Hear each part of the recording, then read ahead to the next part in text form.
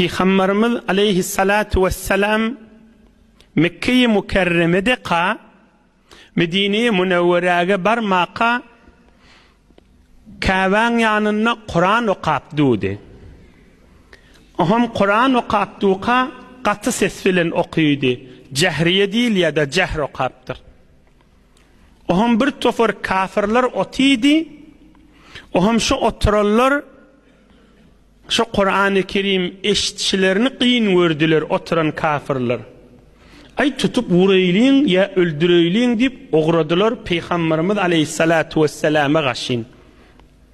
Ve izâ eydihim mecmuatun ila a'naqihim. Peygamberimize yakilla verdiklerinin elleri boyunlarına gaşin çekti. Çekilli. Elleri boyunlarına gaşin dağılan yağlı oluptur. Bir adam şu mahal düşmandan korksa elini boyununa koymuyor mu? Menini tutullum, menini hiç sat diyecek değerliyim. Inni güya fereşteli ellerinden çekip şeyli boyunlarına çekiptir, gözlerde görmeyenler Peygamberimizin yer dediğini. Bulan elleri boyunlarına dağılıp gözlerde görmeyeni ne ellerini sallabiliptirli ne tevrevi örttirli. Oham şonna kıygırıptırlar. Nunşiduka Allah'a ve rahim. Ey Muhammed deyiptirler aleyhissalatu vesselam.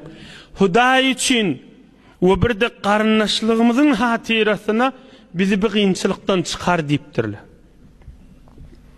Nunşiduka Allah'a azze ve cel ve rahim.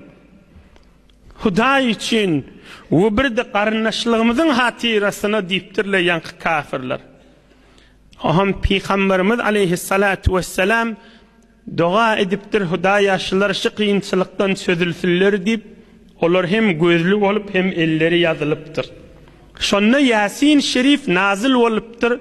Şonna Allah Teala Yasin Şerif iyi veriptir. Şi İbn Abbas'ın rivayetine var ya. Ey cemaatler.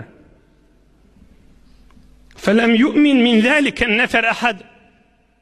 Şi yankı neferli var Peygamberimizi turup öldürecek boluptırlar, vuracak boluptırlar ve elleri boyunlarına varıptır, gözleri kör boluptır. Ta Peygamberimiz dua etdiyança. Yine şolun bir de iman yetirmenler de. Yine şolun bir de iman yetirmenler de. Münsez deysen bär vakmaz, Tanrısı kuyman yigide. Yamana yakşı sözün yokmaz. Mahtumur işanay diye. Yamana yakşı söz yokmaz. Mün söz deysen bär vakmaz. Mün tüslü can çekyen. Mün söz deysen bär vakmaz. Tanrısı kuyman yigide. Adam men kovuleyn ip niyetini almasa, men bilyen özüm deyse Huday kuymasa bolmayada. O men bilyen ne Huday da özün bilyen olsan bar onna diyada. Necirek adam olmalı hamşa. Mün söz deysen bär vakmaz, Tanrısı kuyman yigide. Huday kursağına kuymasa bolanakta. Huday da kursağına kuymayalligi ozol bar mın deliller geçendir. Men bilyen diye, özüm diye. Dua edillerini köpler çeremedan aylarda ya berkim oğullarda bir elini ya kaldırıya ya kaldırnak en tığından şeytip koyveriye. Ey cemaatla, yine aydiyan buğurun belkim kulağına barsın edip terbiyet yürüysün. Avvelena Peygamberimiz aleyhissalatu vesselam aydiya Selullaha bi butuni akuffikum. İki ayağınızı kaldırdan Allah'tan dileyin. Fe izâ feragtum femsahu biha vujuhakum. Tamam edinizi yüzünüze çekin diyor aydiya. Bir edeptir, terbiyettir.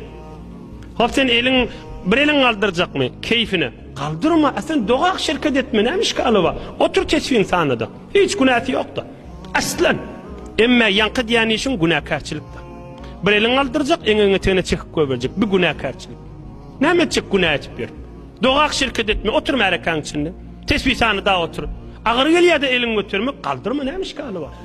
Yüzüne de çıkma. Otur be. Doğruğuna da otur. Tesvin sanıda otur. Kur'an okuydu otur. Ama eğer içine girecek değil mi? İki elinde götür, yüzüne çık. Edeplice olmalıdır.